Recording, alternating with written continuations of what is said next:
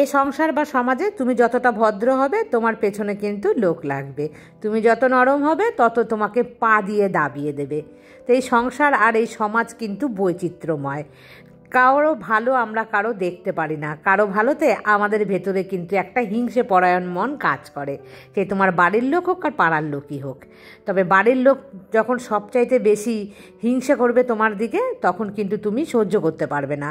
পাড়ার লোক, পরের লোক, বন্ধুবান্ধব বললেও কিন্তু সেগুলো সহ্য করা যায়, কিন্তু যখন বাড়ির ভেতর থেকে গজরে ওঠে তোমার বিরুদ্ধে ষড়যন্ত্র, তোমাকে ছোট করার সব সময় যে প্রবণতা, সেটা কিন্তু নেওয়া যায় না।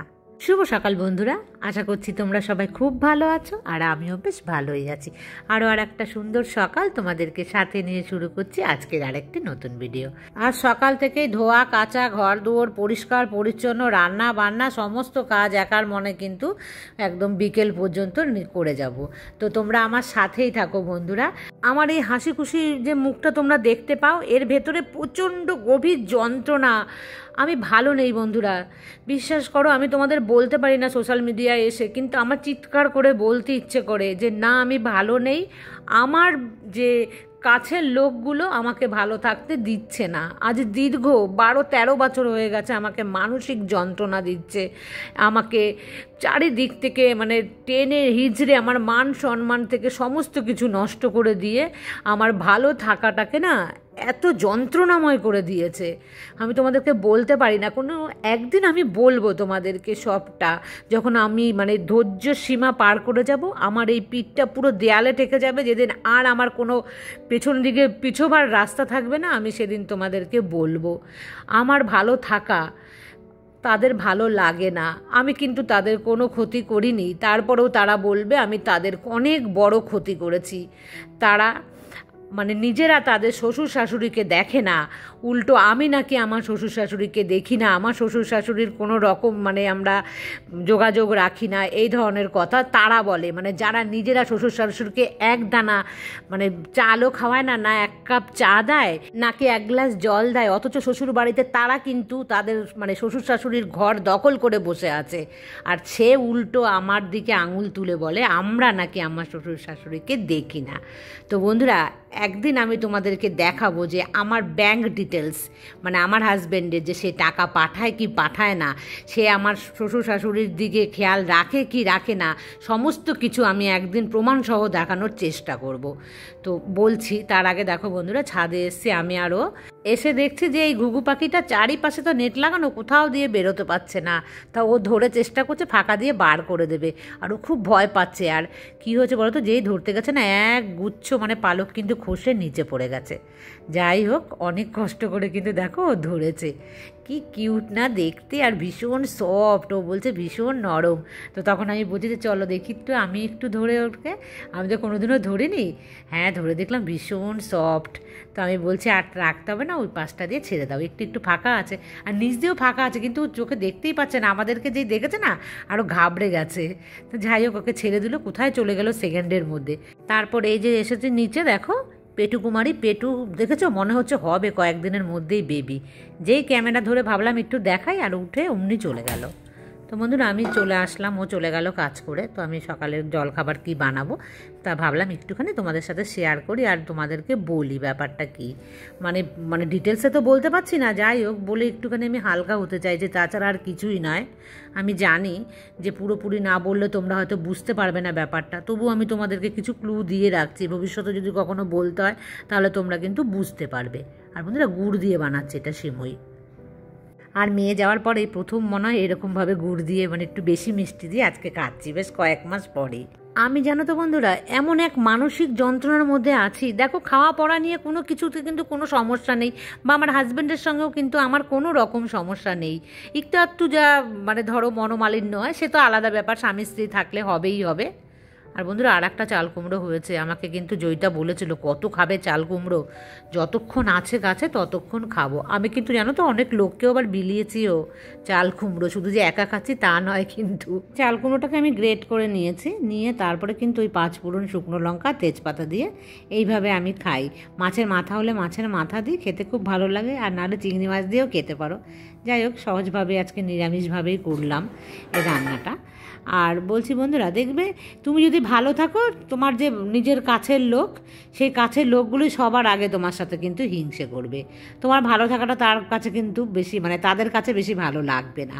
তাদের না কোথা থেকে যেন তোমার এই ভালো থাকাটার উপর একটা কুনজর পড়ে যাবেই যাবে, বা তোমাকে হিংসে করবে তোমার ভালো থাকাটা।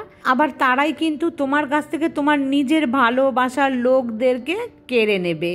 তো কেড়ে নিয়ে তারা তোমার ওপরে ব্লেম দেবে যে তোমার দোষ, কিন্তু তারা আমার নিজের প্রিয়জনদের কেড়ে নিয়েছে। আমার সর্ব থাকতে আজকে আমি সর্বহারা হয়ে গেছি। তারা আমাকে বদনাম দিচ্ছে, আমি খারাপ, আমি নাকি খুব খারাপ। তো আমি যদি খুব খারাপই হই, আমি তো কারো কিচ্ছু চাইনি, কিন্তু আমার সব কিছু তাদের চাই কেন? এর থেকে কি আমার মুক্তি নেই? আমি তো কারো কিচ্ছু চাই না, কারো এক দানা কিচ্ছু নিতে আমি চাই না, কিন্তু তাদের কেন আমার সব কিছু চাই? তাদের আমার জিনিসের লোভ, কিন্তু আমার তাদের জিনিসের কোনো লোভ নেই। এর থেকে কি আমি মুক্তি পাবো না বন্ধুরা? হয়তো কোনো দিন পাবো না, হয়তো কোনো দিন পাবো, কিন্তু অনেক দেরি হয়ে যাবে। ততদিনে হয়তো অনেক কিছু শেষ হয়ে যাবে। কত সম্পর্ক জীবনে হারিয়েছি বন্ধুরা, সব সম্পর্ক নষ্ট করে দিয়েছে একজনা আমার কাছ থেকে। তা আমি নিজের লোককে হারিয়েছি, তো সে যন্ত্রণাটা আমি খুব বুঝি, কিন্তু ব্লেম পাই, তার জন্য কষ্ট পাই যে আমাকে দোষ দেয় সব কিছুর জন্য। কিন্তু আমি দোষী নই, দোষী কিন্তু অন্যজনা, তার শাস্তি আমি পাচ্ছি। তো অনেক কষ্ট হচ্ছে বন্ধুরা, পুরোটা বলতে তোমাদেরকে আমি পারছি না। যাই হোক, জানি না এই জীবনে কোনো দিন সুখ পাবো কি না। মানে মানসিক সুখ হলো সবচাইতে বড় সুখ। খাওয়া পরা জামা কাপড় কেনা এগুলো সুখ নয়, মানসিক সুখ সবার আগে চাই, কিন্তু আমার সেই মানসিক সুখটা নেই বন্ধুরা। যাই হোক বন্ধুরা, অনেকটা বললাম তোমাদেরকে। আমি কিন্তু স্নান পুজো দিয়ে চলে এসে দেখো চাল কুমড়ো আর মাছ রান্না করেছিলাম। মাছটা না খুব খেতে ভালো হয়েছিল, গরম মশলা দিয়েছিলাম। আর বন্ধুরা, যখন মশলা করবে না, ওই আদা পেঁয়াজ তো আমি দিই না, ধরো কাঁচা লঙ্কা টমেটো দিই, ওর মধ্যে না কয়েকটা আমি এলাচ দিয়ে দিই, 2-3টে মতো, আর একটু দারচিনিও দিয়ে দিই, ওটা দিয়ে পেস্ট করে দিই। তারপরে না ওই যে মানে একটা দেখবে গরম মশলা যে ফ্লেভার আসে, সেটা খেতে আমার বেশি ভালো লাগে। শাহি গরম মশলা দিয়ে রান্না করলে আমার একদম ভালো লাগে না খেতে। আর এখন কিন্তু বিকেলবেলা, মানে দুপুরে খেয়ে দিয়ে না একটুখানি মেয়ের রুমটা তোমরা দেখেছিলে আগের দিনকে পরিষ্কার করেছিলাম, তো ওখানেই শুয়েছিলাম, এখানে আর আসেনি। আর কি বলতো, মাথায় না শ্যাম্পু করেছিলাম, তো অনেকটা টাইম লাগবে বলে আমি আগে আগে পালিয়ে গেছিলাম সমস্ত কাজ না করে। মানে এই ঘরে ঝাড়ু দিয়ে চলে গেছিলাম, কিন্তু আমি না মুছিনি। তো ভাবলাম যে থাক, বিকেলবেলা আমি মুছবো। তো দেখো বিকেলবেলা পরিষ্কার করছি, আর এখন না সূর্যটা ডুবে ডুবে যাবে, পড়ন্ত বিকেল। সেই পড়ন্ত বিকেলে দেখো আমি জামা কাপড়গুলো তুলছি, কি ভালো লাগছে যে ছাদে এসে।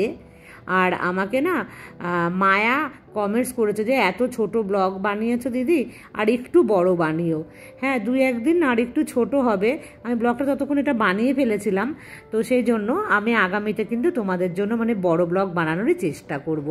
মাঝে মাঝে হয়ে যায় কি বলতো, মন মানসিকতা ভালো থাকলে না, মানে যদি না লাগে তখন কী হয় বলো তো, আর ইচ্ছে করে না যে পরে ব্লগটাকে আবার কন্টিনিউ করি, তো ওখানেই আমি শেষ করে দিচ্ছি।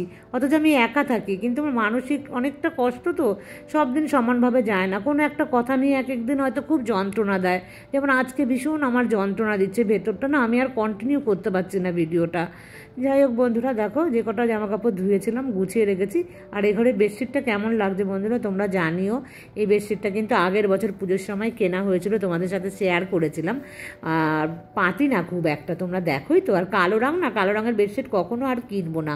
কালো কিনলে না, কালোটা দেখেছি খুব তাড়াতাড়ি ডিসকালার হয়ে যায়, দেখতে ভালো লাগে কিন্তু তাড়াতাড়ি রঙ মানে উঠে গেলে তখন তো আর ভালো লাগে না দেখতে।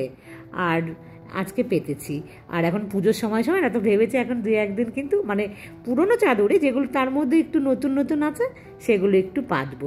সেগুলো পাতলে না মন থেকে একটু ভালো লাগে বলো। আর আমার তো কেউ নেই, আমি তো দুঃখিনী একজনা, তো আমি ভাবি যে ঘরের মধ্যে থাকলে একটুখানি গুছিয়ে গাছিয়ে রাখলে দেখতে ভালো লাগে আর মন থেকে শান্তি পাই। আর পরিষ্কার পরিচ্ছন্ন বিছানায় ঘুমোতে তো ভালোই লাগে, তাই না বলো বন্ধুরা?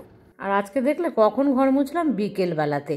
আসলে ঘরটা মুছতাম না, ওই যে খাটটা পরিষ্কার করছে না, ওইটা ধুলোবালি পরে ঝাড়ু দিয়েছি, তারপরেও যেন কীরকম একটা যেন পা দিতে না কেমন কেমন একটা মানে অস্বস্তি করে, সেই কারণেই কিন্তু এখন আমি মুছে দিলাম একবার, মানে ভালো করে ঘরটা ফ্রেশও হয়ে গেল। আর বিকেল পর্যন্ত সমস্ত কাজই তোমাদের সাথে শেয়ার করলাম। আর আজকে মনটা বিশেষ একটা ভালো নেই, বুঝতেই পারছো তোমরা আমার কথাতে। যাই হোক, আজকের মতন এই পর্যন্তই রাখছি, আবার দেখা হবে নেক্সট ব্লগে। টাটা।